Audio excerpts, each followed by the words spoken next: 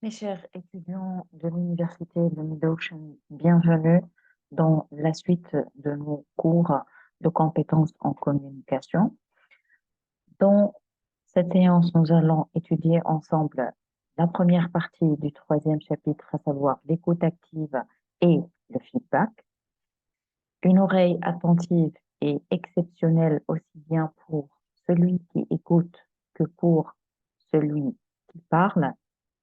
Lorsque nous sommes reçus à cœur ouvert, sans, sans être jugés, quand nous écoute d'une oreille intéressée, notre esprit s'ouvre. Tout d'abord, on va voir qu'est-ce que le plan il contient.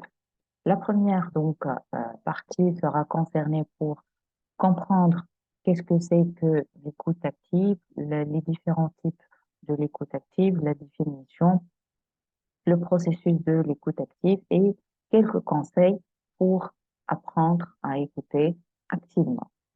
La deuxième partie, dans laquelle nous allons définir qu'est-ce que c'est que le feedback, pourquoi donner et recevoir le feedback, quelle est son importance dans le processus de communication, comment donner aussi un feedback, ça aussi on doit l'apprendre, et les différents types de feedback et les pièges à éviter, donc lorsque nous allons émettre des feedbacks. Alors, tout d'abord, ça c'est le schéma de la communication interpersonnelle. Donc, j'ai voulu vous rappeler. Donc, tout d'abord, ici, j'ai un émetteur qui va transmettre un message donc bien déterminé selon un canal, etc. Et le récepteur, donc ici, après avoir reçu ce message-là, après avoir donc décodé ce message, il va comprendre et il va formuler donc une réponse qui va donc l'envoyer vers donc son émetteur sous forme de feedback. Alors, qu'est-ce que c'est que tout d'abord l'écoute active? Écoute ton cerveau, il est plus intelligent que toi. Donc ici, lorsque on parle de l'écoute active, ça veut dire qu'il faut de l'attention. Ça, c'est de Avant de commencer de parler donc et de comprendre ensemble c'est quoi donc ici euh, l'écoute active, nous devons faire la différence entre entendre et écouter. Alors, entendre, c'est quoi? Entendre, c'est le fait d'entendre quelque chose, c'est qu'il n'y a pas donc, euh, c'est qu'il y a donc ici un bruit qui vient à votre oreille. Vous percevez un bruit. Vous n'essayez pas de percevoir ce bruit, il vient vers vous. Vous êtes complètement passif. Donc ici, lorsque nous sommes en train d'entendre, nous sommes passifs. C'est en fait une capacité physique, c'est votre oreille, c'est votre corps qui est là, qui perçoit quelque chose, il n'y a rien d'actif. Vous êtes simplement en train d'entendre quelque chose. Ça, c'est la définition et l'explication du fait d'entendre. Et on passe maintenant à écouter. Écouter, donc, ici, c'est le fait d'être présent, d'être actif, c'est-à-dire que vous essayez de percevoir. Le fait d'écouter, c'est le fait de se connecter et de se concentrer sur ce qui est dit. Vous êtes ici en train de vous focaliser pour percevoir ce son. Donc, ceci nous, euh, nous amène donc à comprendre que le fait d'écouter, c'est le fait d'être présent physiquement et aussi être présent au niveau réflexion, au niveau énergétique. Développer la capacité d'écouter permet de réaliser des échanges plus constructifs, d'avoir de bonnes relations et de minimiser les malentendus. Lorsque vous êtes ici présent, corps et âme, vous êtes en train de comprendre plus la situation, comprendre plus le message que votre récepteur, que votre émetteur, il est en train donc de vous raconter ou de vous transmettre. Donc, vous êtes en train, en quelque sorte, de comprendre et d'écouter quoi? Vous êtes en train de comprendre la communication verbale et aussi la communication non verbale. Vous êtes ici, vous essayez de détecter quelles sont les émotions que mon récepteur, donc, il a vécues. Quelles sont les émotions qu'il essaye, donc, de les partager et de me les transmettre. Donc, cette écoute, c'est elle qui va donner de la qualité à nos relations, d'accord? Et de minimiser les malentendus. Parce que déjà, on a dit dès la première séance en communication, mon objectif, c'est le fait de transmettre, de partager, de me faire comprendre quelque chose. Et je veux maximiser, donc ici, les chances que mon auditeur ou que mon récepteur, il comprenne le message tel que je l'ai émis. De ce fait, je vais diminuer les malentendus. Les différents types d'écoute maintenant. On trouve l'écoute sélective, ça veut dire le fait de se concentrer sur certains éléments de la conversation tout en ignorant d'autres. On trouve aussi l'écoute attentive, c'est le fait de prêter une attention particulière aux détails et aux nuances de ce qui est dit. Ensuite, on trouve l'écoute empathique, c'est le fait de comprendre et ressentir les émotions de l'interlocuteur. L'écoute critique, c'est le fait ici d'analyser, d'évaluer les propos de l'interlocuteur de manière objective. Et enfin, on arrive à l'écoute active, c'est le fait d'être présent et donc d'être aussi impliqué dans l'échange. Alors, c'est quoi maintenant l'écoute active? L'écoute active, c'est une technique de communication qui permet d'assurer que l'on a bien compris le message de son interlocuteur et de lui montrer.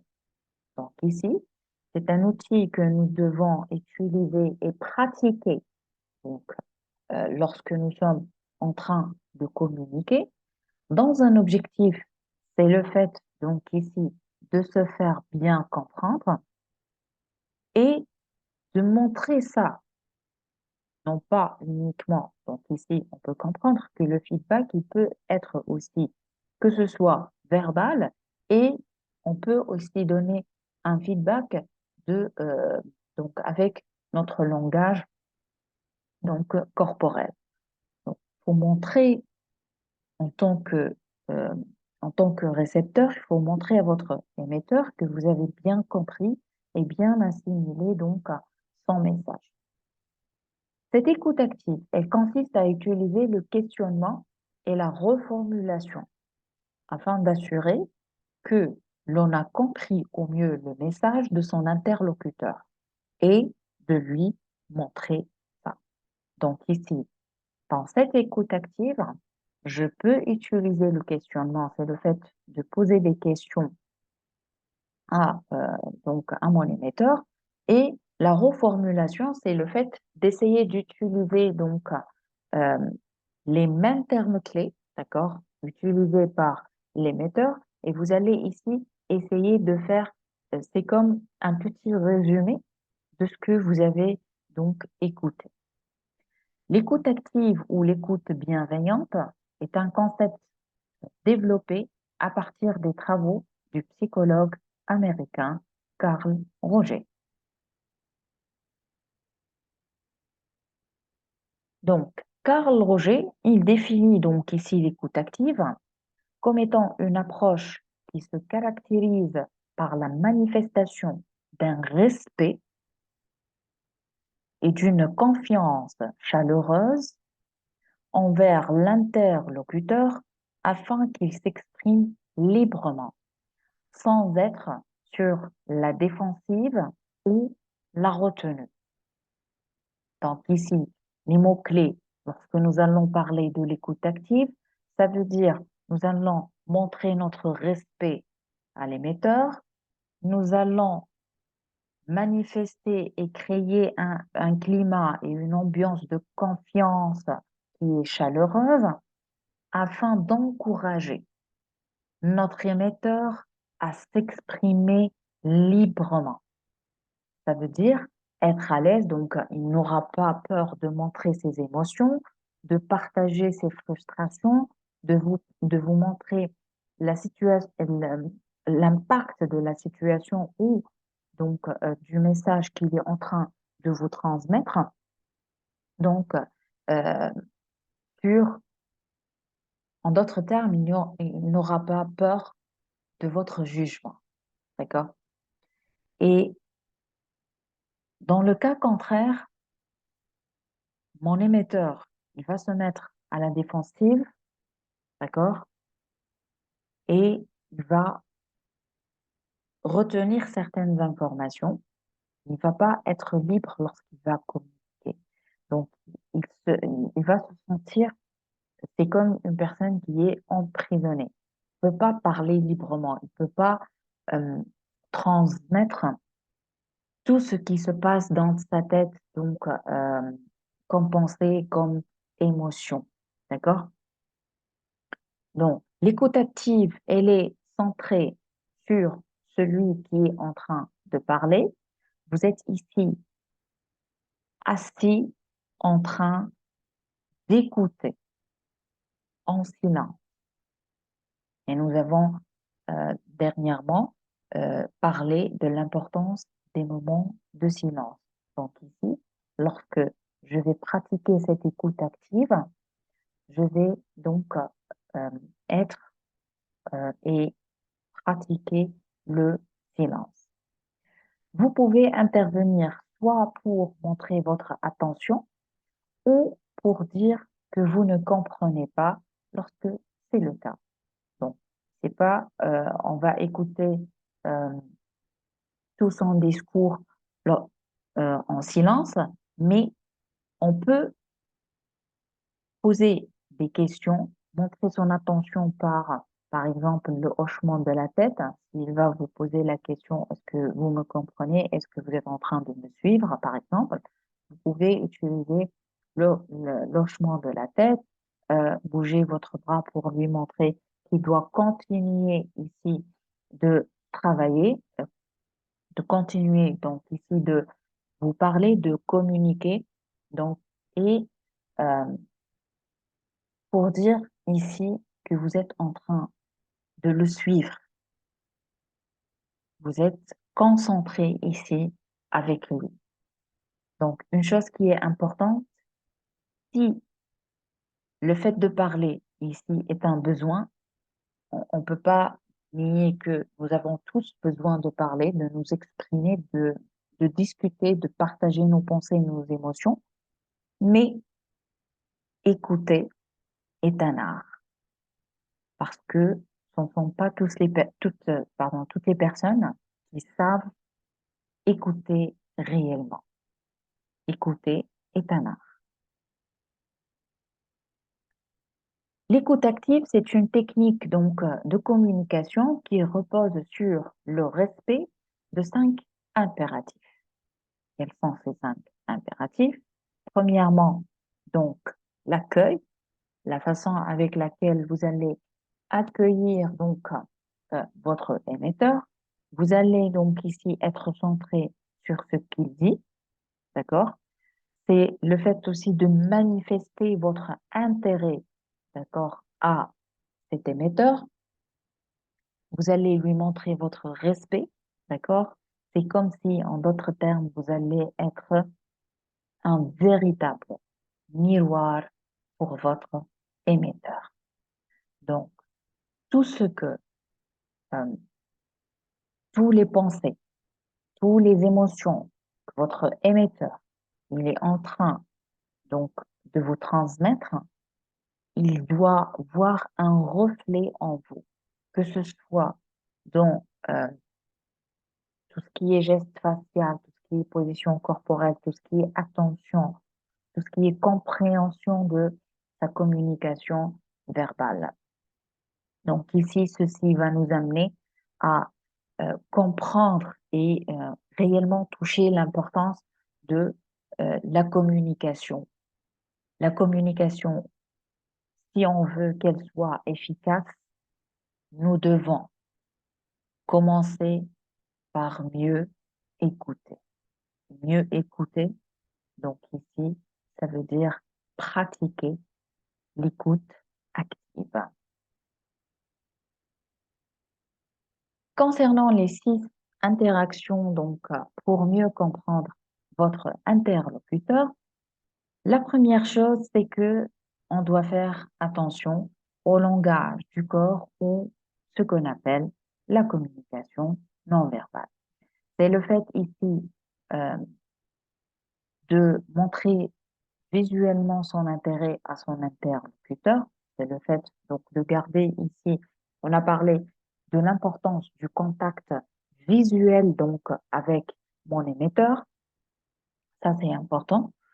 Ça montre votre intérêt, votre respect, votre attention à votre émetteur. Deuxièmement, adopter une position ouverte et disponible. Position ouverte, on rappelle ça, donc vous avez une posture qui est déjà euh, droite, d'accord?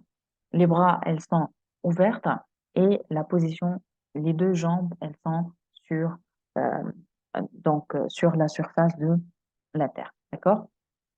Donc ici, le langage corporel, il compte trop et il est vraiment, il donne des informations qui sont essentielles. Et cette communication non verbale, c'est elle, écoutez ça très bien, c'est elle qui va encourager plus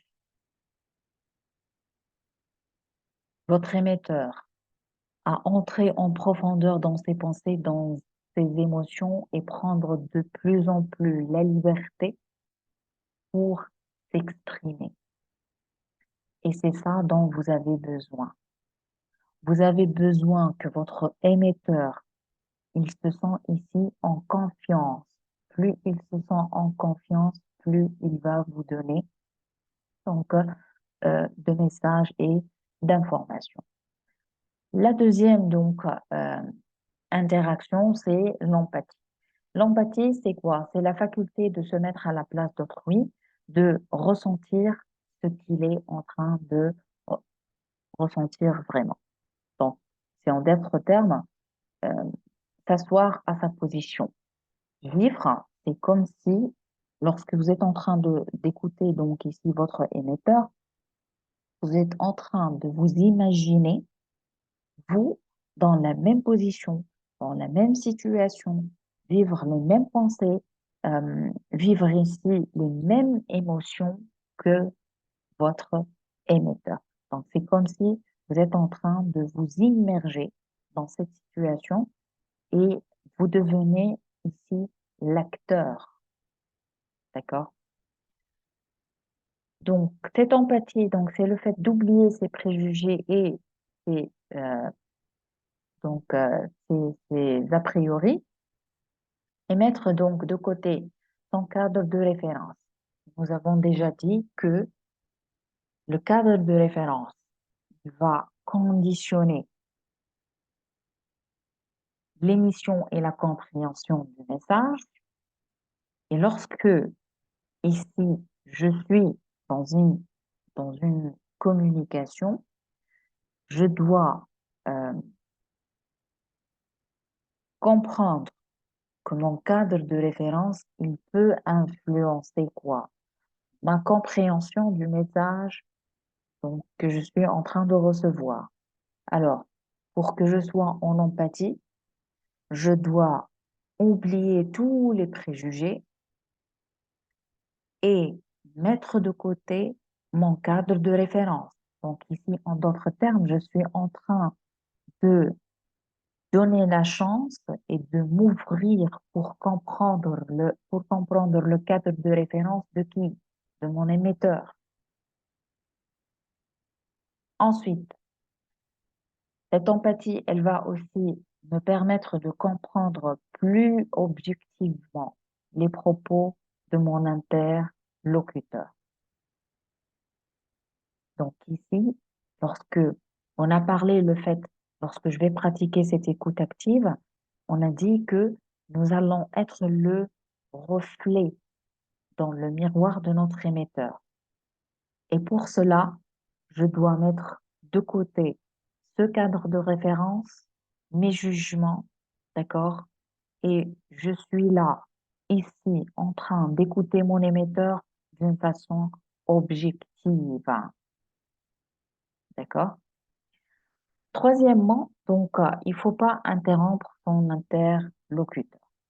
Parfois, lorsque nous sommes en train d'écouter une personne, l'enthousiasme, donc, il va essayer de nous faire réagir, donc, pour demander de l'information. Mais à l'encontre de ça, au lieu d'avoir plus d'informations, nous allons nous priver des informations. Parce qu'ici, la personne qui est en train de vous parler, de vous transmettre un message donc bien déterminé, il est en train de vivre une situation à l'intérieur donc de sa tête. Il est en train de vous raconter cette situation avec les pensées, les circonstances, avec les émotions, avec les différentes interactions donc qu'il a vécues. Et ici, il y a une suite, il y a un enchaînement, il y a un déroulement de cette situation. Donc, lorsque ici vous allez interrompre, donc de façon intensive parfois, donc votre donc ici interlocuteur, vous allez perdre et vous allez euh, diminuer la qualité de la concentration de votre interlocuteur et il y a certaines informations qui vont vous échapper. Évitez donc ici les sonneries du mobile euh, qui, donc, autres personnes sont plus importants que votre interlocuteur. Donc, ici, j'insiste trop sur l'importance que lorsque vous êtes en position d'écoute active, ça veut dire que pas de mobile, pas de téléphone, pas de, donc, pas de réponse aux emails, pas de PC, d'ordinateur donc devant vous. Vous êtes ici, là, pour votre émetteur. Évitez au maximum le fait que cette communication, que cette émission de messages, elle va donc subir des interruptions.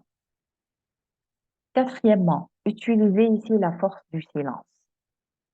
Ne pas interrompre son interlocuteur ne suffit pas.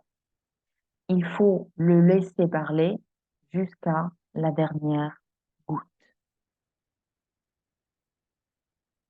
Plus ici vous allez être en silence,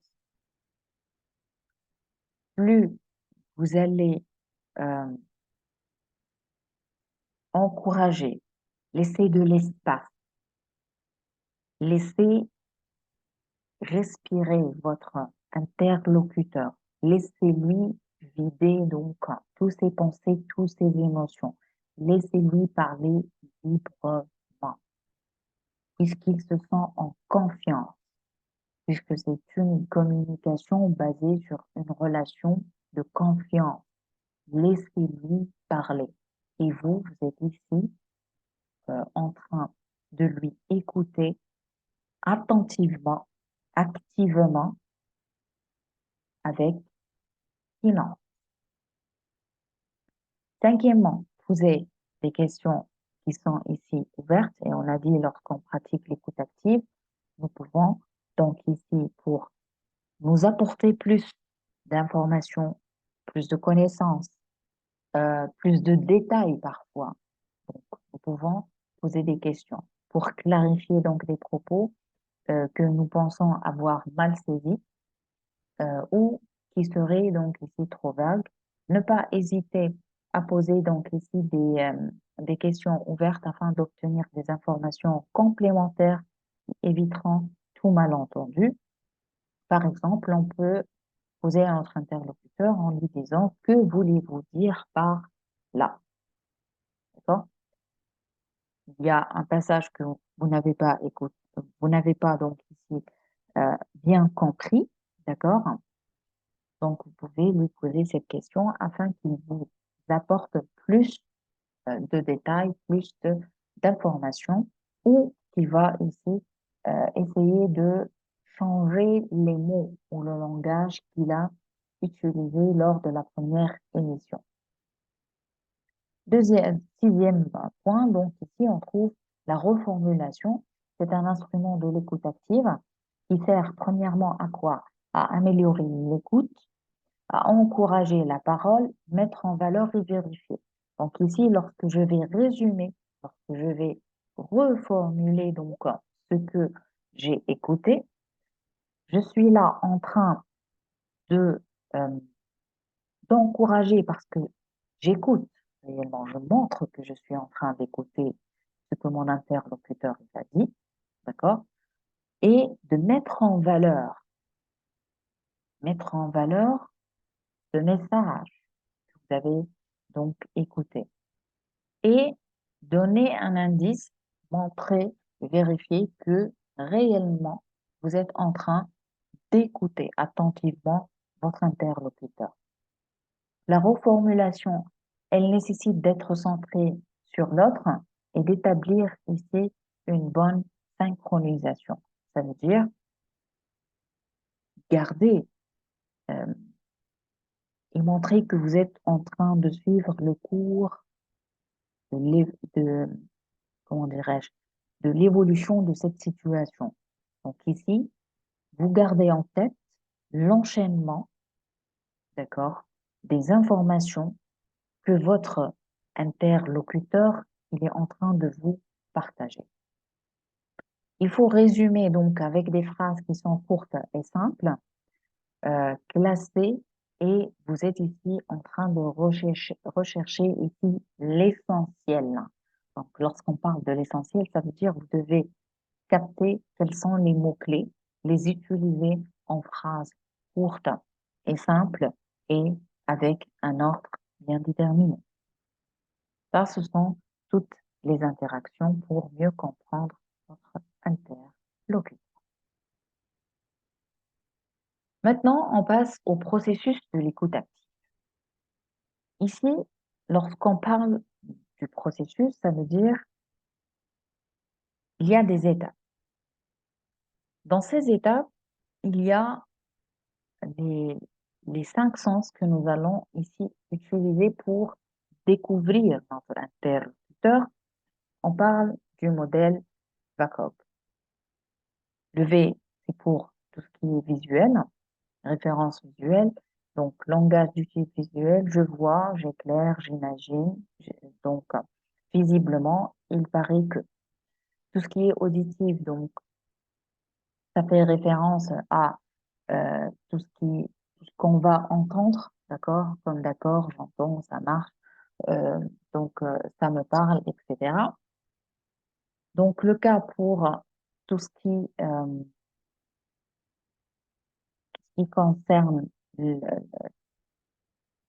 sens de l'écoute, le sens, pardon, du toucher, le sens donc d'être en contact avec, avec tout ce qui nous entoure. Les pieds, donc, par exemple, sur terre, ça me touche, donc on utilise ça. Tout ce qui est olfactif, je sens, j'ai du flair. Tout ce qui est gustatif, donc c'est joli à croquer et par exemple, ça me dégoûte. Donc, les cinq sens, ils vont nous servir pour découvrir plus notre interlocuteur tout au long du processus de l'écoute active. Alors, ce processus, premièrement, la réception. Les messages transmis par le locuteur, comme les messages verbaux, paraverbaux et non verbaux. Donc ici, la première étape de l'écoute active, c'est le fait de recevoir ces messages transmis. La deuxième, c'est comprendre, tenir compte des idées exprimées, de la tonalité affective qui les accompagne. Est-ce que c'est une tonalité qui montre la joie? Est-ce que c'est une tonalité qui montre la tristesse? Est-ce que c'est une tonalité qui montre l'urgence? Ensuite, la mémorisation, le fait de, de retenir les messages, parce que nous avons déjà parlé, le fait de capter, donc, euh, que ce soit les mots-clés ou l'ordre des informations que nous venons ici de partager. On trouve euh, aussi donc la partie, la quatrième phase, pardon, donc c'est l'évaluation. C'est le fait ici de juger le contenu des messages. Ensuite, on trouve le fait de formuler ici votre réponse. Et cette réponse, elle va se faire en deux temps. Donc, pendant que le locuteur ou votre interlocuteur, il est en train de parler, donc vous allez utiliser les signes donc de votre corps, le hochement de la tête, la position des bras, donc le mouvement des bras, la posture du corps aussi. Donc, et aussi une autre réponse, après qu'il a terminé la dernière goutte donc de son message, vous allez ici inclure donc et reformuler donc les informations que vous avez écoutées. Donc ça, c'est le processus de l'écoute active. On passe à, dans ce processus, nous allons pratiquer les trois techniques, à savoir le silence, qui contient tout ce qui est écoute, posture, bienveillante. Donc ici, on parle de communication verbale. La reformulation, donc ici, c'est le reflet en miroir, résumé, clarification. Ce sont les outils de l'écoute active. On trouve aussi le questionnement, donc c'est questions donc ouvertes, fermées et des questions relais. Ici, l'écoute active, c'est une activité d'écoute qui est véritablement centrée sur l'interlocuteur avec accueil du message et attention aux signes non verbaux.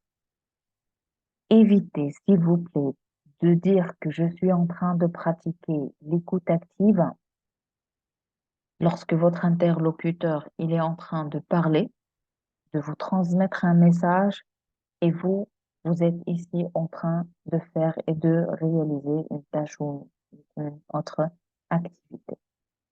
Ça, ce n'est pas de l'écoute active. Écouter activement, ça veut dire que vous êtes ici assis face à face à votre interlocuteur. Vous êtes concentré donc avec ses propos, vous êtes concentré avec sa communication verbale et sa communication et communication aussi non verbale. On ne peut pas qualifier une écoute d'active si je ne peux pas euh, collecter le maximum d'informations avec les trois types de communication.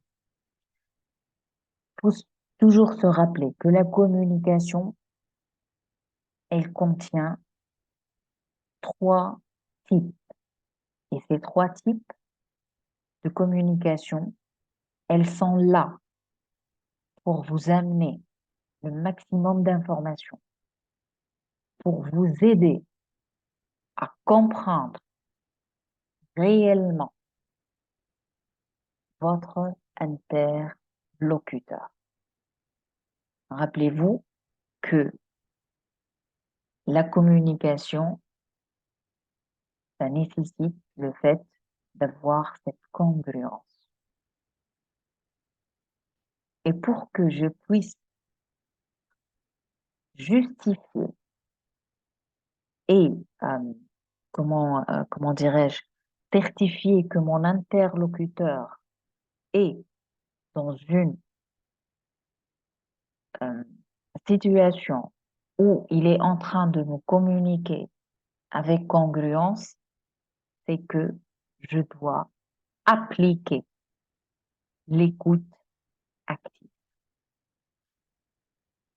Alors, les silences. Montrer à l'émetteur que le récepteur l'écoute et qu'il lui laisse l'espace pour s'exprimer. Ceci permet d'avoir le temps de réfléchir, de trouver les mots convenables. Pareil lorsque le récepteur, il va reformuler. Donc ici, lorsqu'on parle du fait, lorsque vous allez être en silence,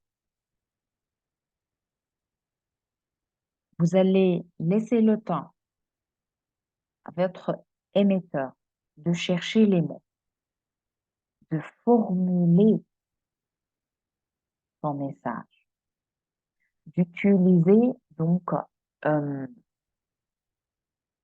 son langage et son propre vocabulaire, va chercher les mots convenables à ce qu'il veut réellement vous transmettre. Que ce soit euh, cette transmission, elle soit au niveau de pensée ou transmission qui concerne ses propres émotions. Les silences peuvent être gênants, donc pour cela, adopter une posture bienveillante, si on parle d'une communication non verbale, un regard qui est franc, donc un sourire, le fait d'encourager et d'être patient, donc afin que vous laissez le temps à votre interlocuteur de vous transmettre donc ce qu'il veut réellement vous dire. Ça, c'est pour les silences. Lorsqu'on parle des reformulations, alors, on parle du reflet non verbal miroir. Ça veut dire, ça va vous permettre d'expliquer un ressenti dans le comportement de votre interlocuteur. Ainsi, par exemple, selon vous, vous voulez dire que, en d'autres termes, vous avez l'air, il me semble que, pour montrer que vous êtes ici présent avec lui, vous êtes ici en train de lire et de déchiffrer et de décoder sa communication non verbale. Et vous allez lui montrer qu'est-ce que vous avez compris donc à travers son, euh, son langage corporel. La reformulation aussi peut être sous forme de résumé.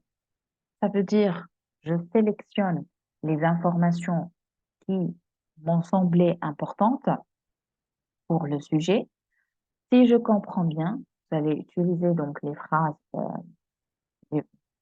les phrases comme exemple.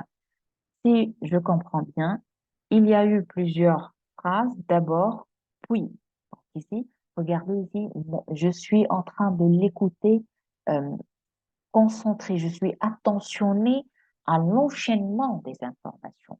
D'abord, puis, hein, donc au premier lieu, au deuxième lieu, en troisième lieu. Donc si je suis en train de me focaliser sur les idées, sur l'enchaînement. Ensuite, le recentrage, je montre, donc cette reformulation peut être sous forme de recentrage, je montre un autre versant de ce qui est dit. Vous disiez tout à l'heure que, et concernant par exemple, vous disiez, le plus important pour vous, c'est. Donc ici, j'essaie ici de recentrer. Quel est le plus important? J'essaie d'aider,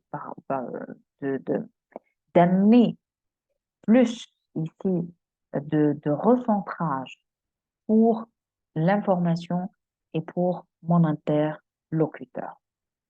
La clarification, ici, Je cherche donc ici à comprendre le sens caché du message. Il y a donc une grande part d'interprétation qu'il faut exprimer avec précaution. Vous voulez dire que, si je vous ai bien compris, en d'autres termes, ce que vous voulez dire. Donc, à travers cette reformulation, j'essaye d'amener plus d'explications, de trouver d'autres détails, d'accord, qui vont m'aider à comprendre plus mon interlocuteur.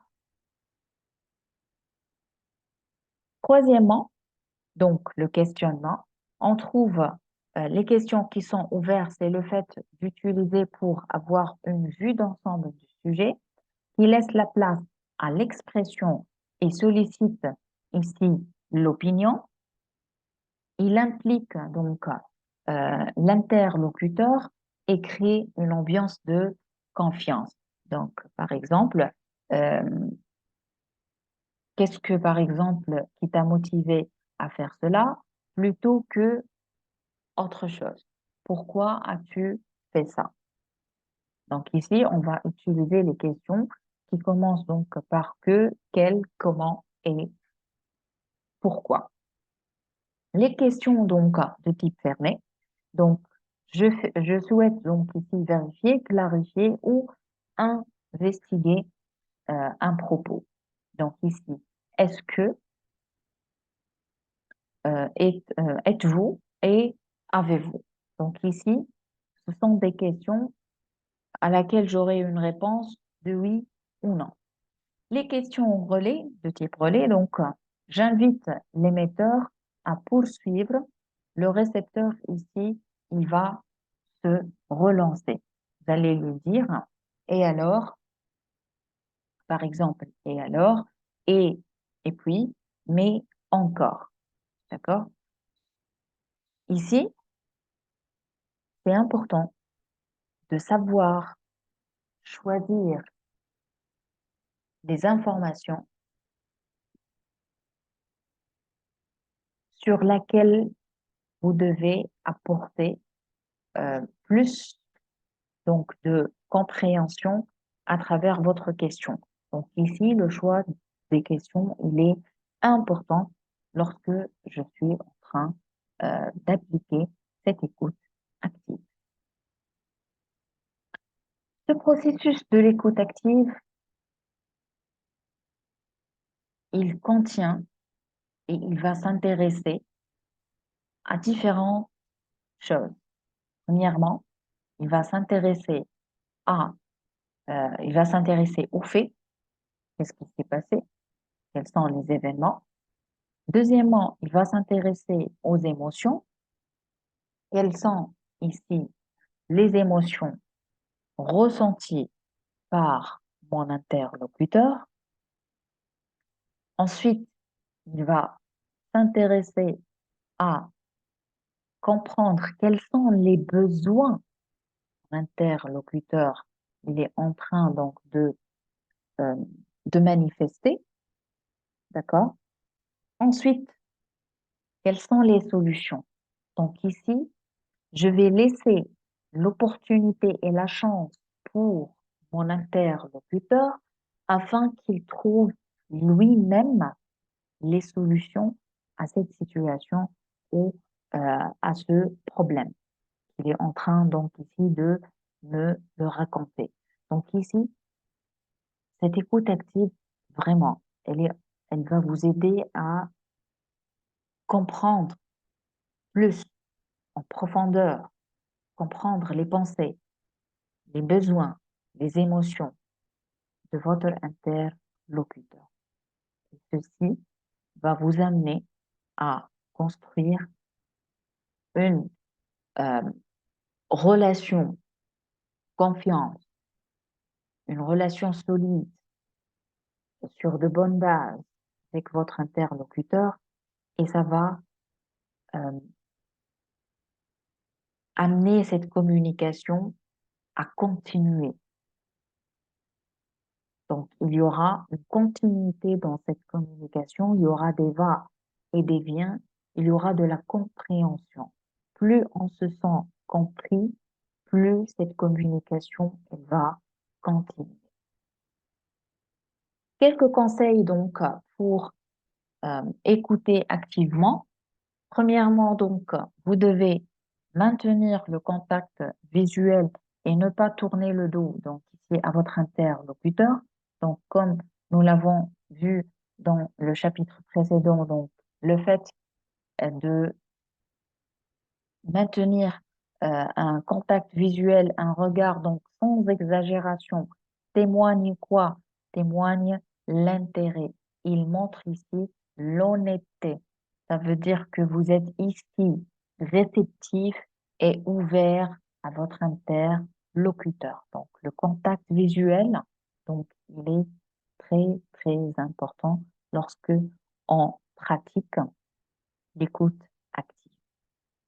Deuxièmement, le fait de montrer votre attention avec les sourires, avec les commentaires, avec la posture ouverte bienveillante, avec les signes d'encouragement pour l'interlocuteur, le hochement de la tête, le fait d'encourager avec donc le mouvement du bras.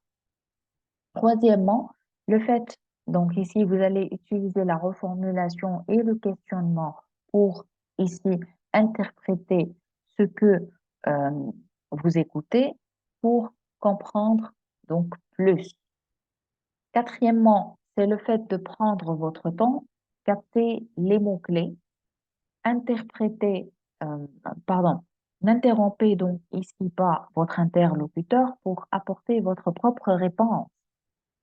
Et ça, c'est un défaut. Parfois, on dit que nous sommes en train de pratiquer l'écoute active, mais parfois, on va interrompre notre interlocuteur, d'accord? Et nous allons lui apporter donc ici une réponse. Alors qu'ici, on n'est pas censé répondre à notre interlocuteur, on est censé reformuler ce que nous avons écouté. On n'est pas là, parce que nous sommes en écoute active. On n'est pas présent, on n'est pas ici dans l'instant en train de penser et d'écouter notre interlocuteur pour lui apporter une réponse. Ça, c'est faux. Donc, laissez-lui le temps jusqu'à ce qu'il finisse ses propos, jusqu'à la dernière goutte. Cinquièmement, réagissez de manière appropriée, soyez franc, ouvert et honnête dans vos réponses ou dans vos reformulations. Affirmez vos opinions respectueusement. Acceptez les doutes et les critiques. Donc ça, c'est important, le fait de maintenir ce respect, maintenir cette honnêteté, le fait d'être, rappelez-vous toujours, en écoute active, vous êtes le reflet en miroir donc de votre interlocuteur.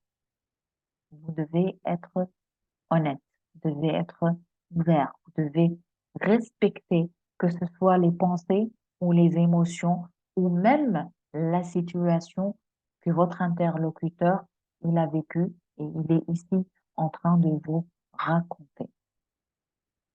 D'accord? Alors, l'écoute active, elle améliore ici la compréhension du message transmis et impacte la qualité du feedback. Donc, écoute active et feedback, ils sont toutes les deux donc euh, en, en synchronisation, on a et doivent être en harmonie, d'accord? Pour parce que euh, de façon logique, si j'écoute activement, ça veut dire que je maximise les chances de ma compréhension du message. Donc, lorsque je vais transmettre et formuler mon feedback, il sera donc d'une bonne qualité.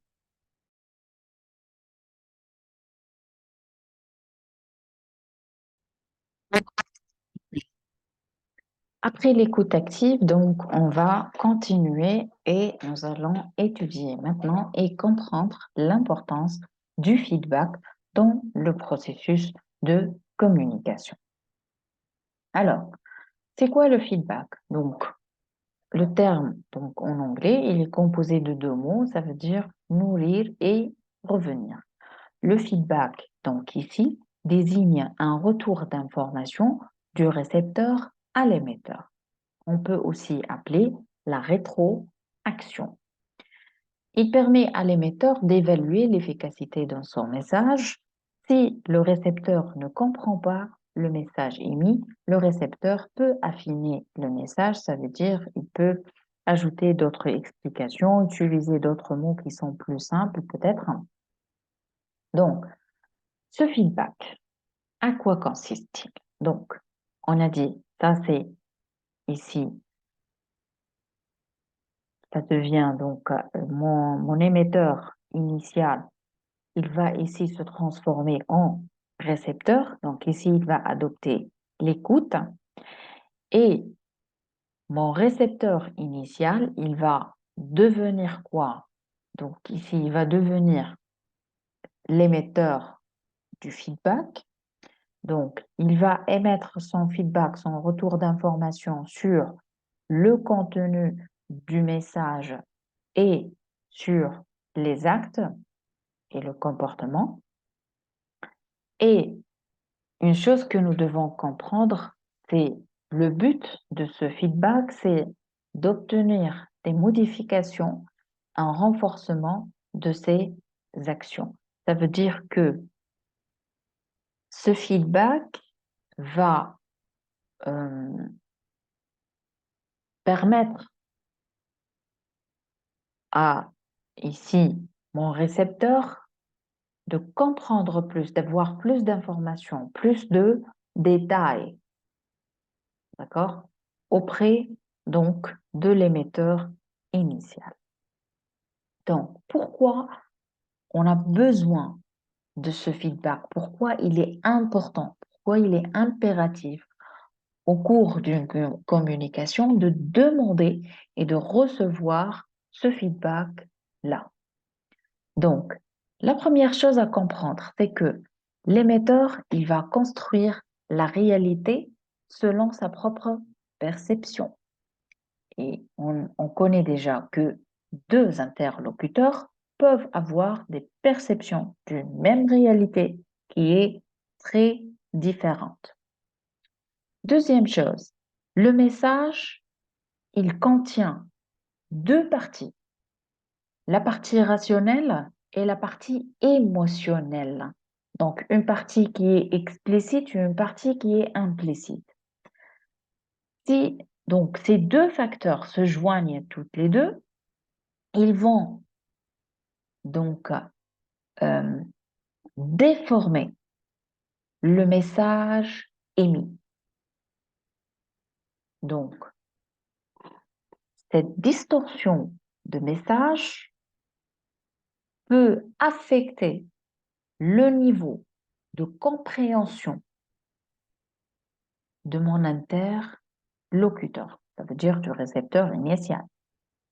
C'est pour cela qu'il est important de demander le feedback et de donner un feedback. Le feedback ici, il est essentiel pour l'émetteur initial parce qu'il va lui permettre, premièrement, de comprendre ici l'impact du message qui est émis. Ça va aussi le motiver pour continuer la communication, pour apporter plus d'explications, pour donner plus de détails.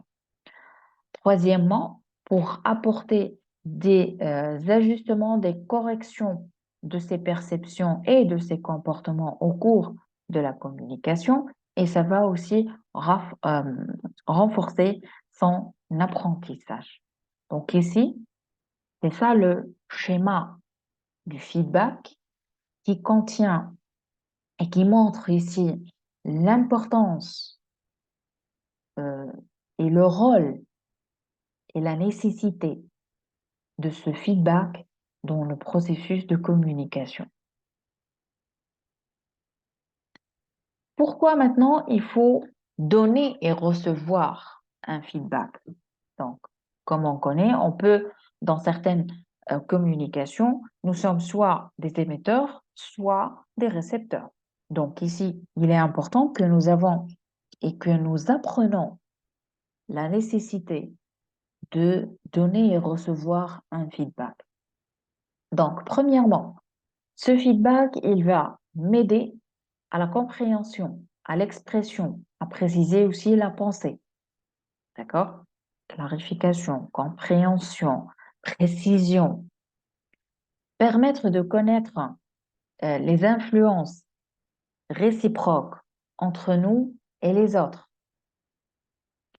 Troisièmement, contribuer donc à développer des liens affectifs entre les personnes.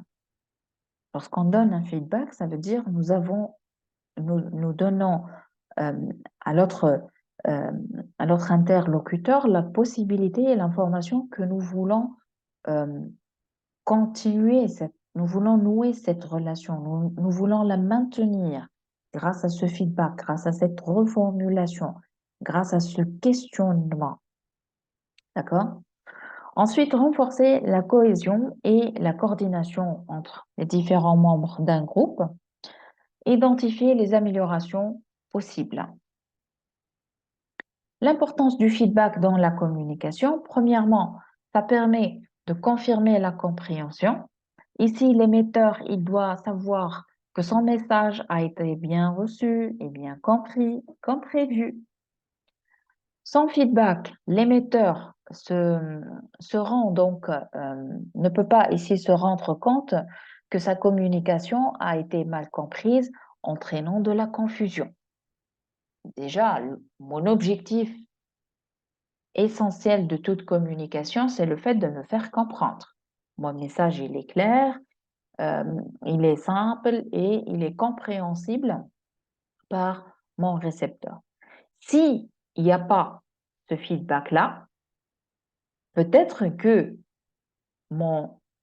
je ne suis pas en assurance que euh, mon récepteur, il m'a bien reçu, il a bien reçu le message, il l'a bien compris. Ce qui va générer dans la tête de mon récepteur de la confusion, des interprétations qui ne sont pas donc compatibles avec le message que j'ai émis. La deuxième donc importance pour ce feedback, c'est que ce feedback, il va améliorer la communication. Il va contribuer à améliorer la communication en informant l'émetteur que ce qui s'est passé est bien, les informations qu'il a racontées se sont bien passées. Troisièmement, ça développe la confiance, la rétroaction délivrée, donc ici positivement, encourageante, va aider à développer la confiance entre l'émetteur et le récepteur au fil du temps. Donc ici, développer un climat de confiance.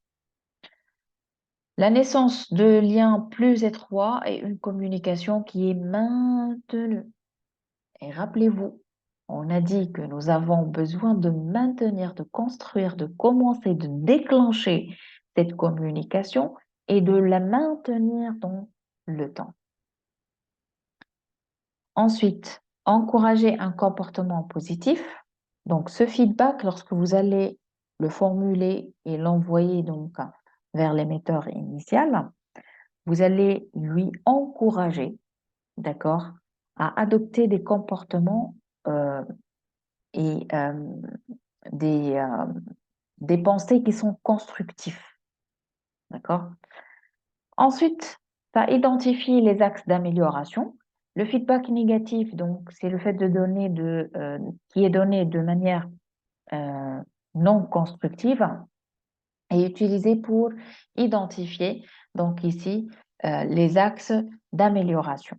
Le feedback négatif aide, donc ici, le récepteur à apprendre à faire une communication qui est enrichissante.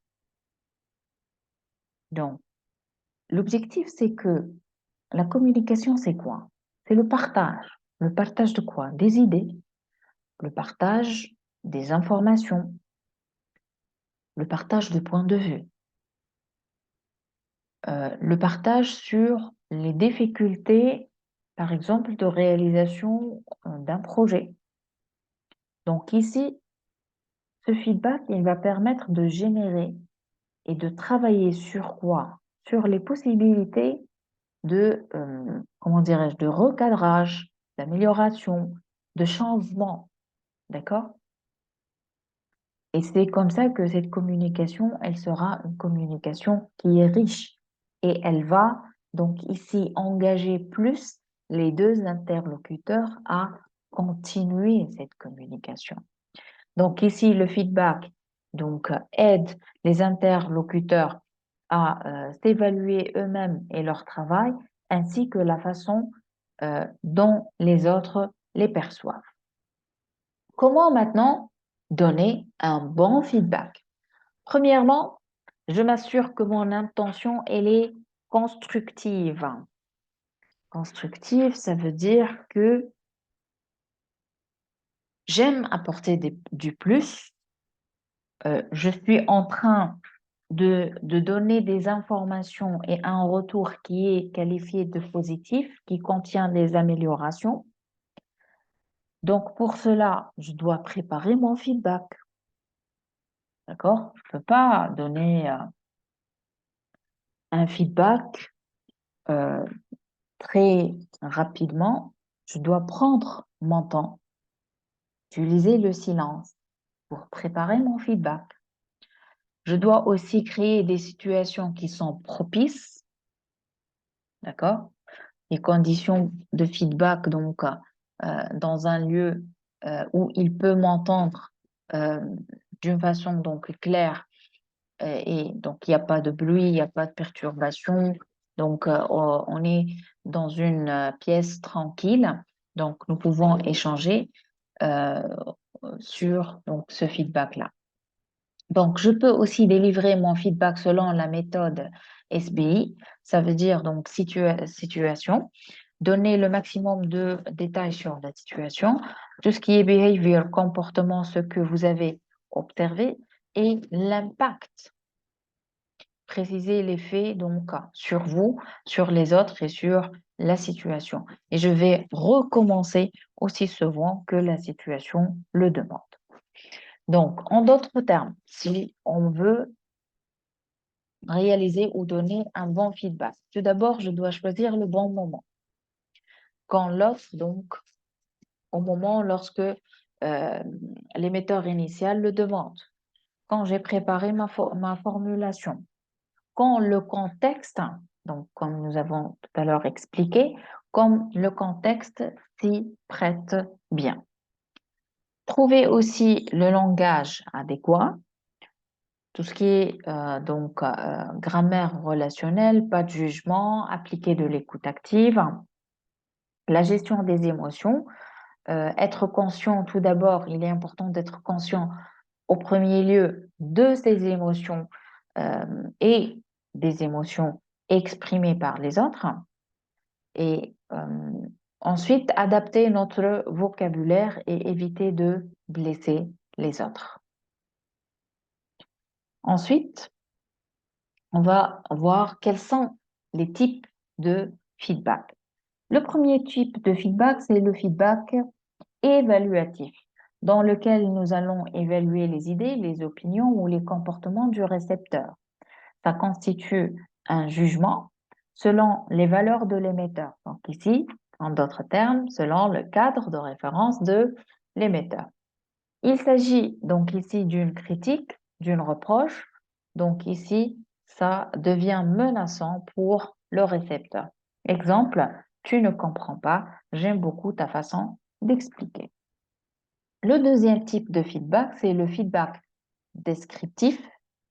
Il décrit réellement ici un comportement, une attitude d'effet, des données qui sont exactes. Donc ici, dans ce type de feedback, il n'y a pas de jugement. Il n'est pas menaçant ici pour le récepteur. Exemple, tu ne me donnes pas un feedback d'appréciation, par exemple, positive. D'accord? Pas de menace ici et pas de jugement. Le feedback personnel, d'accord? Donc, ça contient de l'expression de l'émotion de l'émetteur du feedback. Donc ici, il n'y aura pas d'évaluation, ni de jugement. Ce feedback aussi, donc, il est peu menaçant ou pas menaçant pour le récepteur du feedback. Donc ici, on est en train de donner un feedback avec le langage corporel qui est important. Et le langage corporel, comme on connaît déjà, c'est lui qui est en train de véhiculer les émotions. Par exemple, donc, je suis content d'apprendre cela, j'apprécie beaucoup ton aide. Les 3 pièges du feedback que vous devez, chers étudiants et étudiantes, les éviter. Le premier piège, c'est le fait de donner un feedback en sandwich. Le feedback en sandwich, comme la figure, comme le schéma l'explique, donc vous allez commencer tout d'abord par donner un feedback positif. Ensuite, vous allez donner un feedback qui est négatif. Ensuite, vous allez clôturer par un autre feedback qui est positif. Donc ici, le feedback négatif, il est noyé dans l'impact des feedbacks positifs. Et pour cela, on ne va pas prendre en compte ce feedback négatif. La solution, c'est le fait de donner un seul feedback par message. Le deuxième piège, c'est le fait de pointer les autres par le doigt en disant tu, d'accord? Tu es par exemple mauvais. Donc ici, on va tomber dans le piège de quoi? De l'agressivité et du jugement, d'accord? Et pour cela, on parle de ce qu'on appelle la communication violente, d'accord? Le troisième piège, c'est le fait ici de dire en, d'accord? Formuler votre feedback en commençant par en. On pense, par exemple, on m'a dit, et ceci va montrer et va donner l'information de quoi? D'imprécision et de désaccord, d'accord?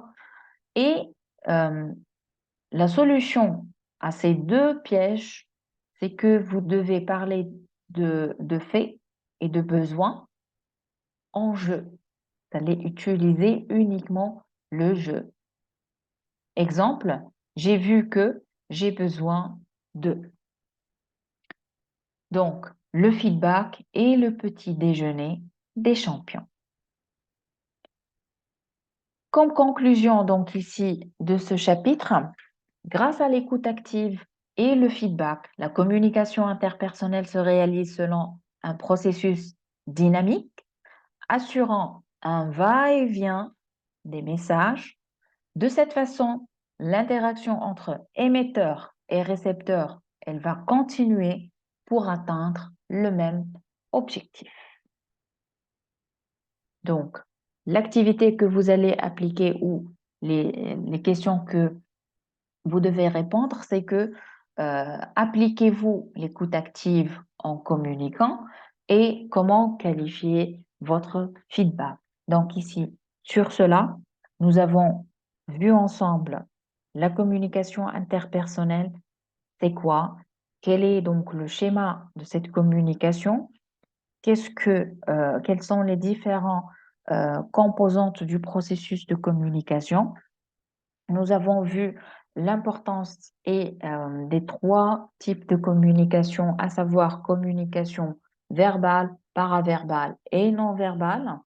Nous avons aussi compris l'importance de l'écoute active et ici le feedback pour avoir une communication qui est efficace. D'accord?